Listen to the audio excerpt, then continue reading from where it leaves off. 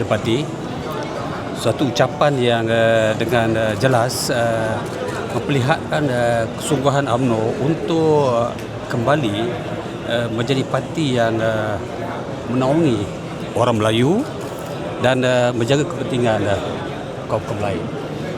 Kita menyedari dengan perubahan dinamika politik yang berlaku pada hari ini, yang menuntut untuk UMNO menyesuaikan pendekatan dan strategi bagi menghadapi perubahan-perubahan politik yang sebenarnya tidak hanya berlaku di negara kita, tapi juga berlaku di negara-negara luar, yang semestinya UMNO mesti menepani perubahan tersebut.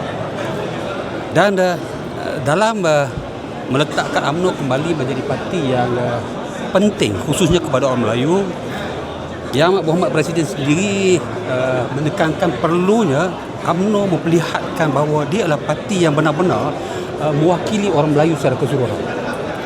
Sebab itu tadi dilontarkan satu idea yang cukup baik, Rumah Bangsa, yang memperlihatkan kesungguhan, keikhlasan Presiden dan UMNO untuk mengajak kembali orang Melayu yang terpecah dan terpisah, yang asalnya daripada rumah UMNO ini, yang telah menubuhkan parti-parti lain yang asal UMNO. Dan melalui Rumah Bangsa ini kita harap orang Melayu yang dulunya asal kalau pemimpinnya dari parti ini kembali kepada parti ini, untuk membolehkan kita kembali mewujudkan satu parti yang besar mewakili orang Melayu. Sebab itu yang Pak Presiden mewujudkan jabatan kuasa khusus tentang ini.